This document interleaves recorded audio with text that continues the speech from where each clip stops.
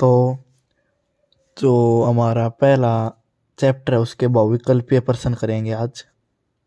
बहुविकल्पीय प्रश्न।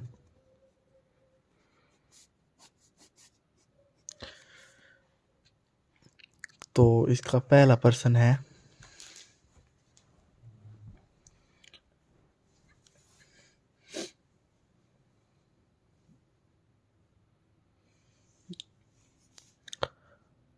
पाँच जमा 5 वर्गमूल 5 कैसी संख्या है?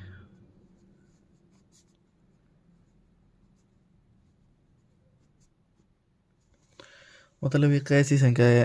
प्रीमेय है, अप्रीमेय है या प्राकृतिक है, कौन सी है? प्राकृतिक संख्या। तो ये देखो,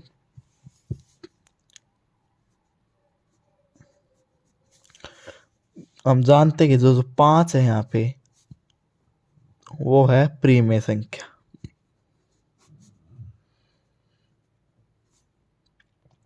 और जो वर्गमूल 5 है वो है अप्रीमेय संख्या, क्योंकि हमने 1.3 था वहां पे अप्रीमेय सिद्ध भी की थी। तो जब भी प्रीमेय और अप्रीमेय जुड़ती हैं, 5 जमा 5 5, तो ये हमेशा बनती है अप्रीमेय। तो इसका उत्तर क्या आ जाएगा? अप्रीमेय। यह एक अप्रीमेय संख्या है। इसका दूसरा प्रश्न जो है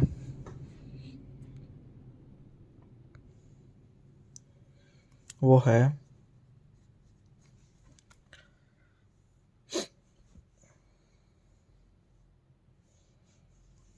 जो हमारा 336 है और 64 है, इसका HCF ज्ञात करो। तो HCF तो हमें पता है। पहले इनके क्या करेंगे? अभाज्य गुणनखंड। 336 के अभाज्य गुणनखंड होंगे 2 से। 2 एकम 2, 2 छिक 12, 2 आठे 16, 2 आठे 16, 2 चौके 8, 2 चौके 8, 2 दूनी 4, 2 दूनी 4, 2 एकम 2, 3 7 21 और 7 एकम 7। 64 के होंगे 2 3 6, 2 दूनी 4, 2 एकम 2, 2 छिक 12, 2 आठे 16, 2 चौके 8, 2 दूनी 2, 2 दूनी 4 और 2 एकम 2। तो देखो, इनके अभाज्य गुणनखंड यहाँ लिख लेंगे। 336 के कितने हैं? 2 गुणा 2 गुणा 2 गुणा 2 गुणा 3 गुणा 7, यही है। 1 2 3 4, 1 2 3 4, 3 और 7। 64 का कितना आएगा? 2 गुणा 2 गुणा 2, 1 2 3 4 5 6, 4 5 और 6। अब कॉमन देख लो, 1 2 3 4, ये कॉमन है इसमें, बाकी तो कोई है नहीं। तो इसका जो HCF आएगा वो आएगा 2 गुणा 2 गुणा 2 गुणा 2, 2 दूनी 4, दूनी 8, दूनी 16। यानी हमारा 336 और 64 का जो HCF है वो आएगा 16। ठीक है। अब इसका तीसरा प्रश्न देख लेंगे। तीसरा प्रश्न है, जो हमारी 0.375 है, इसको P/Q के रूप में लिखना है अभी। तो 3 अंक है पॉइंट के पीछे, दशमलव के पीछे, तो हम लिख देंगे इसको 375/3। 3 अंक है ना, तो 3 0, 1 2 3। अब कई बच्चे इतना ही छोड़ देते हैं, लेकिन इतना नहीं होगा, जितना कटे उतना काटना भी है इसको, यानी छोटे से छोटा रूप लिखना है। अब देखो कितने से कर, 25 से देखो, 25 से कम 25, 25 5 125 और नीचे 25 चौके 100 0। अब 5 से शायद 5 3 15, 5 8 40, तो इसका जो P बटे Q रूप है वो आएगा 3/8। ठीक है, चौथा प्रश्न देख लेंगे इसका। चौथा प्रश्न देखो, 0.104 को P बटे Q के रूप में लिखो। तो इसको भी क्या करेंगे, 104 पॉइंट के पीछे 1 2 3 अक्षर हैं, तो 1 2 3 काट दो। तो पहले कितने से, 4 से कट रहा है, 4 से कट रहा है। देखो 4 दूनी 8, 4 6 24, और नीचे हो जाएगा 4 दूनी 8, 4 5 20 और 0। अब 4 से तो नहीं कट रहा, 2 से, 2 एकम 2, 2 3 6, 2 एकम 2, 2 दूनी 4, 2 5 10। इससे ज़्यादा तो कट नहीं रहा, तो इसका उत्तर आ जाएगा हमारा 13/125। पांचवा प्रश्न देखो, 10 के गुणनखंडों की संख्या। हमें 10 के कितने गुणनखंड होते हैं उनकी संख्या बतानी। तो देखो 10 को हम लिख सकते हैं 10 गुणा 1, ठीक है, 5 गुणा 2, 2 गुणा 5 और 1 गुणा 10। तो कितने गुणनखंड हुए इसके, कितने हैं, 4।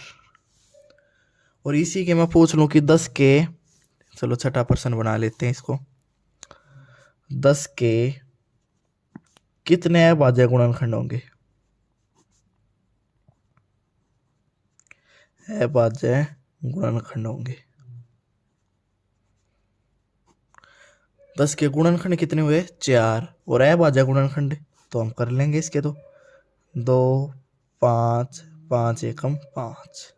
तो इसके अभाज्य गुणनखंड हुए 2 गुणा 5, यानी केवल, और 5 गुणा 2, तो कितने हुए, 2।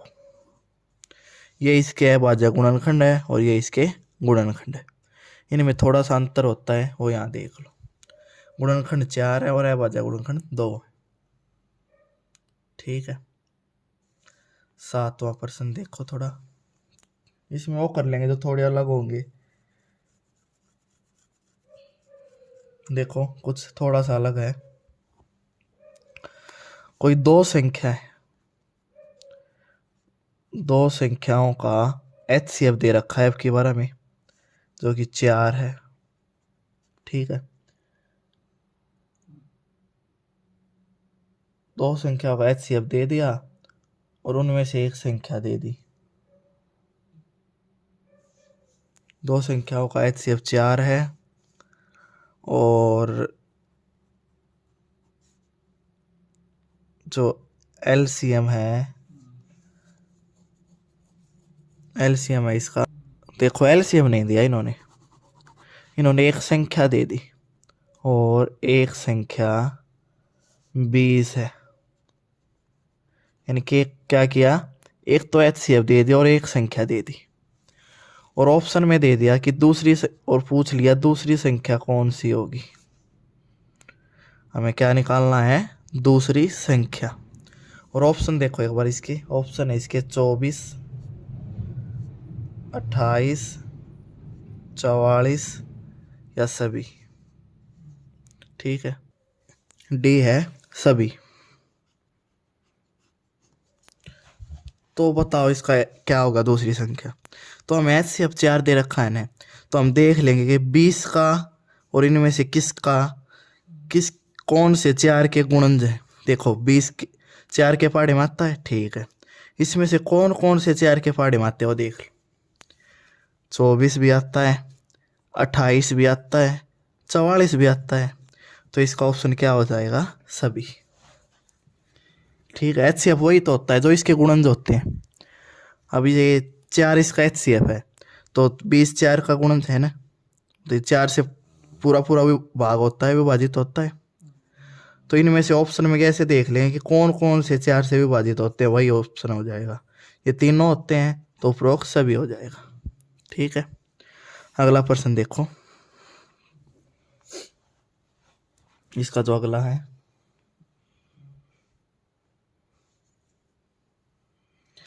देखो थोड़ा सा जो पेपर में पूछ लेते हैं कई बार, 12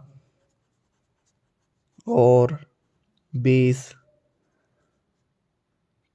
के HCF और LCM के बीच कौन सा संबंध होगा, के बीच संबंध। ठीक है, देखो ऑप्शन भी देख लो। जो HCF है वो ग्रेटर देन होगा LCM से। बी दे रखा है जो HCF है वो छोटा होगा LCM से। सी दे रखा है जो HCF है वो बराबर होगा LCM के। और डी दे रखा है कोई नहीं। ठीक है, तो इसका तो निकाल लेंगे ना। 12, 2 छिक 12, 2 तिया 6, 3 एकम 3 और 20 का हो जाएगा 2 एकम 2, 2 5 10 और 5 एकम 5। तो 12 के इस साइड लिख लो 2 गुणा और 20 के लिख लो इधर 2 गुणा 5। तो जो कॉमन आया देखो, तो इसका HCF तो हो जाएगा, एक इसमें से ले लो एक इसमें से, 2 दूनी 4। और LCM कैसे लेते हैं, जो कॉमन उनमें से एक एक और 3 गुणा 5, 2 दूनी 4 3 12 5 60। तो एक बात बताओ, इसमें HCF 4 और LCM 60, तो कौन सा ठीक हुआ इसमें से। यानी जो HCF है वो हमेशा क्या रहता है, LCM से छोटा, यानी बी ऑप्शन हमारा सही है। ठीक है, अगला।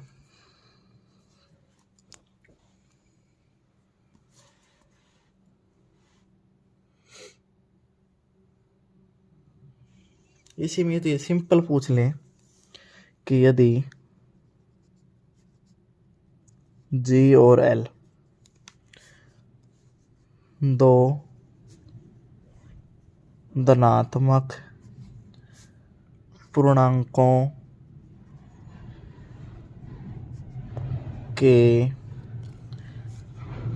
LCM और HCF है तो इनके बीच क्या संबंध होगा। इसमें क्या पूछ लिया, संबंध पूछ लिया। और तो इसमें संबंध आप बिना देखे ही बता सकते हैं कि दोनों धनात्मक पूर्णांक के वे हैं। तो देखो इसमें सही उत्तर, तो यदि ऑप्शन में देखो, पहले ऑप्शन देखना पड़ता है। एक तो होता है जी ये वाला, एक हो जाए जी ये, जी बराबर है और जी कोई नहीं।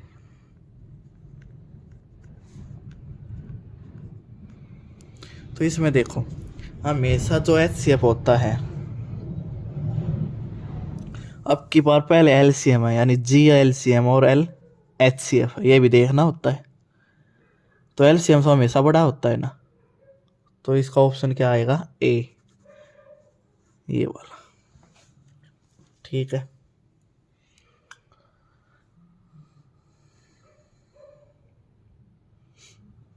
और एक देखो, कोई एक इसी में से देखो, कोई ऐसा पूछ ले कि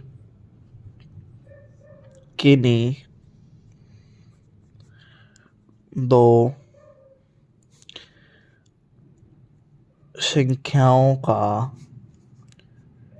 HCF 4 है तथा LCM 9696,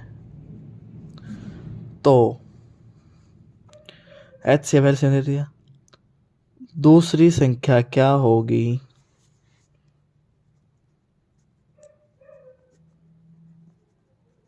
यदि एक संख्या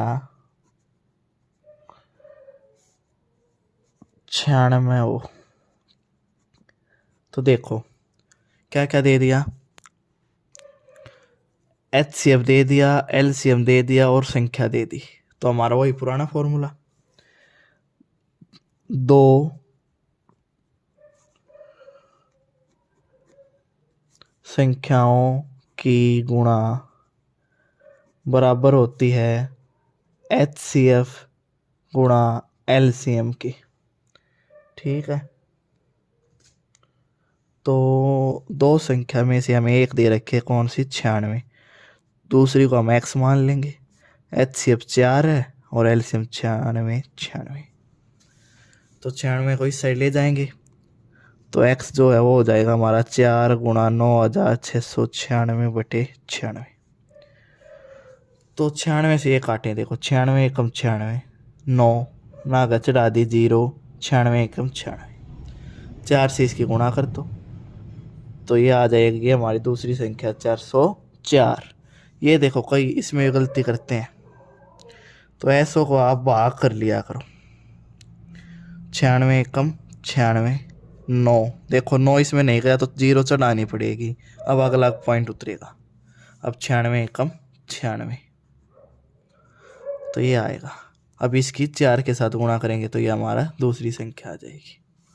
यानी वैसे तो कोई नया नहीं है, सब कुछ वही है जो पहले किया हुआ है, बस थोड़ा सा बदलाव था तो बता दिया। अब देखो प्रश्न नंबर 10, थोड़ा सा ये बताना है कौन सी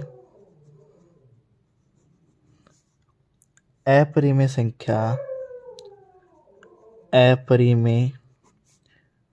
संख्या नहीं है। और ऑप्शन देख लो एक बार आप। ऑप्शन है √7, ऑप्शन है √7, √2 बटे √5, तीसरा है √3 बटे √7 और जो चौथा है वो है √25 बटे √48। ठीक है, तो इसमें से हमें वो बतानी है कि कौन सी संख्या अपरिमेय नहीं है। ठीक है, तो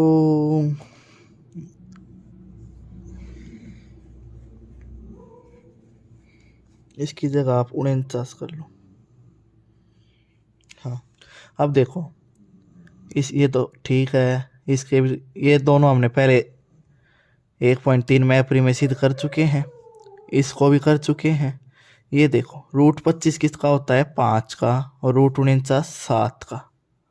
तो जो हमारी ये संख्या थी ये क्या है, अपरिमेय नहीं है। तो हमारा ऑप्शन क्या आ जाएगा, डी। ये तो हो जाएगा ना, वर्गमूल 2 वर्गमूल 5 ये तो अपरिमेय सिद्ध किए हुए हैं, वर्गमूल 3 भी है, वर्गमूल 7 भी है, पर वर्गमूल 5 किसका होता है, 5 का 25, और 49 किसका होता है, 7 का। तो ये अपरिमेय नहीं है। तो हमें ये 20 तक थोड़ा वर्गमूल भी याद होना चाहिए, ताकि वर्ग याद होंगे तो उनको हम आसानी से कर लेंगे। अब देखो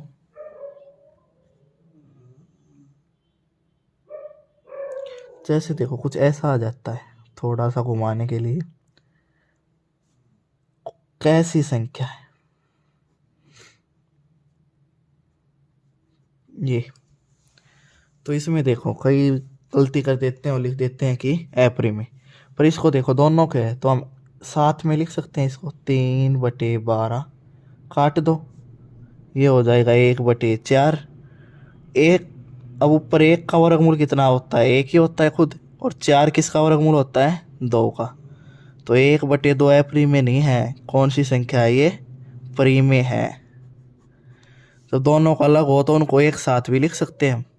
और ये 3 से 4 पे गया, 1/4 को हम 1/2 लिख लेंगे, और 1/2 तो हमारी परिमेय है। तो हमारा √3/√12 कौन सी संख्या होगी, परिमेय संख्या। ठीक है, तो थोड़ा ध्यान रखा करो, ये नहीं है कि जल्दबाजी में गलती कर दो। अब देखो थोड़ा सा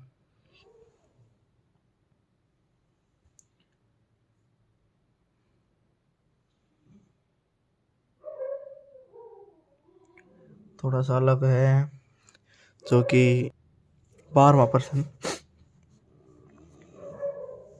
17/14 का दशमलव प्रसार बताना है हमें, शांत या अशांत। तो 14 को ले लो, 2 7 14, 7 एकम 7, ये हो गया 2 गुणा 7। तो हमने क्या बताया, शांत क्या होती है, जो 2 और 5 के में आए, लेकिन इसके साथ 7 आ गया तो ये शांत तो है नहीं, तो इसका दशमलव प्रसार क्या आएगा, अशांत। ठीक है, तो पेपर में आसान प्रश्न भी आएंगे और मुश्किल भी, ये नहीं है बिल्कुल मुश्किल आएंगे। अब देखो थोड़ा सा, आपको यदि एक प्रश्न पूछ लूँ मैं, जो पाई है किस प्रकार की संख्या है?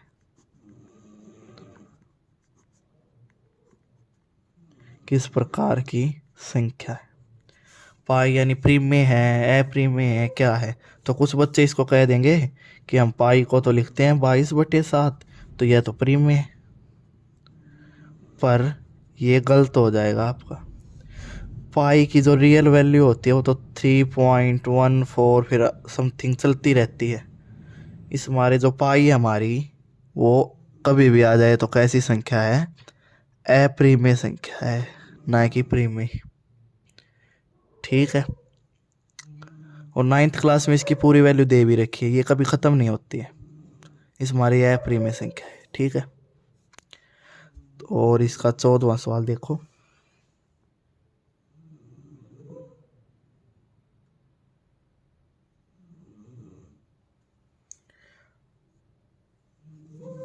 सबसे छोटी अभाज्य संख्या, अभाज्य संख्या, तो सभी खुश हो जाएंगे, सबसे छोटी देखते ही तो बोलेंगे कि 1 है। ठीक है, सभी बोलेंगे कि 1 है, लेकिन मैं बता दूं 1 है वह न तो भाज्य होती है और न ही अभाज्य होती है। ठीक है, तो सबसे छोटी अभाज्य संख्या जो हमारी होती है वह होती है 2। ठीक है, और इसी में मैं पूछ लूँ, देखो प्रश्न ऐसे ही होते हैं, समअभाज्य संख्या,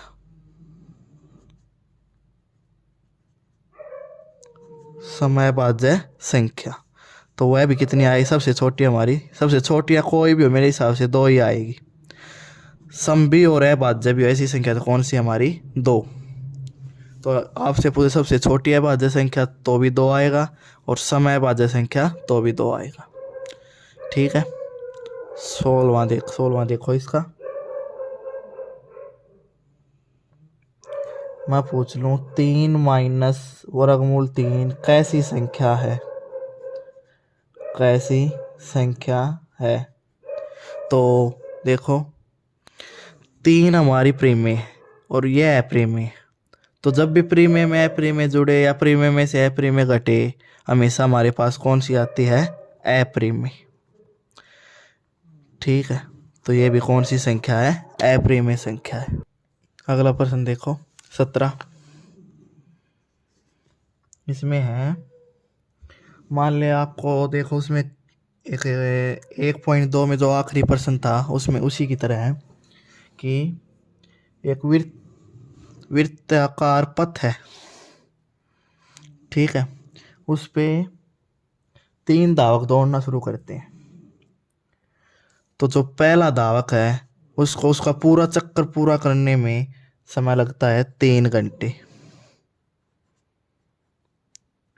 जो दूसरा धावक है उसको समय लगता है 4 घंटे, और जो तीसरा धावक है उसको समय लगता है 8 घंटे।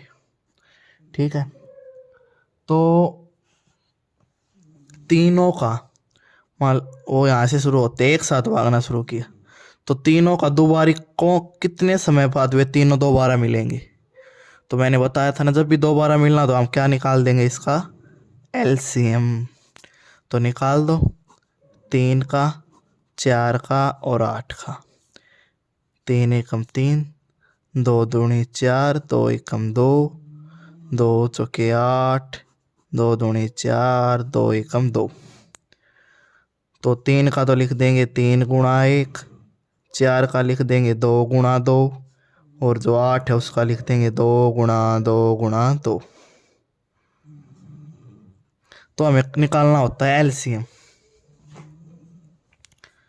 तो एलसीएम में देखो, एक अक्षर दोबारा नहीं लिखना होता, तो इसको मैं एलसीएम में जो ज़्यादा पावर होती है वो लिखनी होती है। देखो ये 2 की पावर 3 है और यहाँ 2 की पावर 2 है, तो इन दोनों में से कौन सी लिखी जाएगी? जो ज़्यादा पावर है। तो इन दोनों में से तो ये लिख लूँ मैं, 2 गुणा 2 गुणा 2। अब 2 दोबारा नहीं लिखना, गुणा में 3, 2 दूनी 4, 4 दूनी 8 और 8 दिए 24। यानी वो दोबारा कितने घंटे बाद मिलेंगे?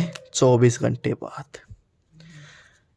ये बताया था ना, जो ज़्यादा पावर होता है एलसीएम में ज़्यादा पावर वाले लेते हैं। दोनों थे, एक संख्या दोबारा लिखनी नहीं होती। अब ये नहीं है कि मैं 3 भी लिखूंगा कि फिर 2 लिखूंगा। इनमें जो ज़्यादा पावर, ये 2 की पावर 2 है और ये 2 की पावर 3 है। देखो ऐसे लिख लो इसको, 3 तो हो गए 3 गुणा 1, 4 को लिख दूँ मैं 2 की पावर 2 गुणा 1, और 8 को लिख दूँ मैं 2 की पावर 3 गुणा 1। तो देखो ये 2 की 3, ये 2 की 2, दोनों थोड़ी लिखेंगे। तो ज़्यादा पावर है वो लिख लेंगे बस, और एक ये लिख लेंगे, तो हमारा आंसर आ जाएगा। ठीक है, अब देखो प्रश्न नंबर 18।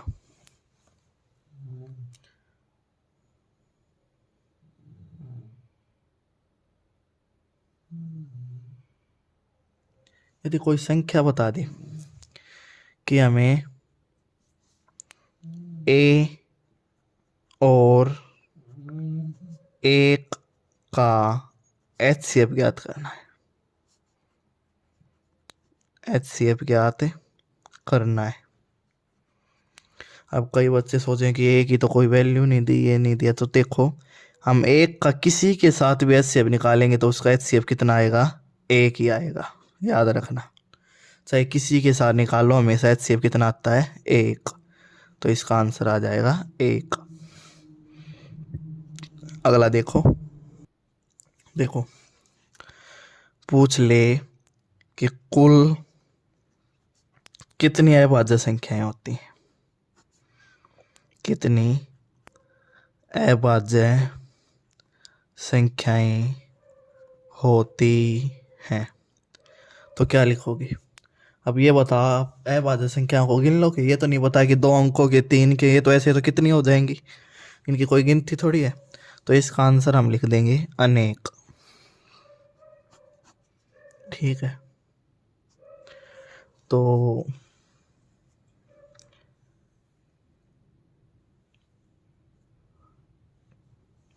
अब देखो, कोई प्रश्न थोड़ा सा घुमा दे कि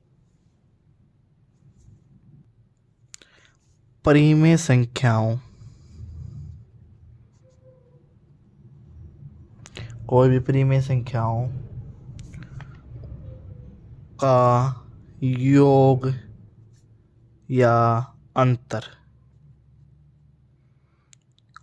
कैसी संख्या होता है? यानी चाहे उनका योग कर लो, चाहे परिमेय संख्या योग या अंतर कैसी संख्याएं होगा। यानी परिमेय संख्याएं हैं, उनका योग करो या क्या करो, अंतर करो, तो कैसी संख्याएं होंगी? तो आप करके देख लो, कोई भी देख लो। 2 भी एक परिमेय संख्या है, उसमें 3 जोड़ लो तो कितना आएगा? 5। 5 परिमेय या अप्रिमेय? हम कह देंगे परिमेय। तो परिमेय संख्याओं का योग या अंतर हमेशा क्या आता है? परिमेय ही आता है। और कोई देख लो, 1/2 प्लस 2/3,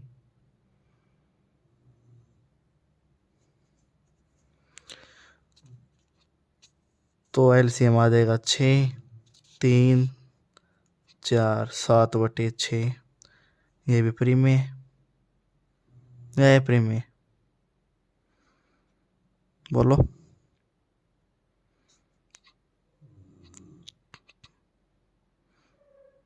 प्रीमेय या अप्रीमेय। ठीक है, तो जब भी प्रीमेय संख्याओं का योग या अंतर करेंगे तो कौन सी संख्या आएगी, प्रीमेय संख्या आएगी। ठीक है, तो हमारे 20 क्वेश्चन हो गए हैं। तो इसी प्रकार के इतने क्वेश्चन बनते हैं, इनसे तो कोई होता तो होगा तो इनसे रिलेटेड ही होगा, पर इनसे ज़्यादा कोई पहले चैप्टर में नहीं बनता।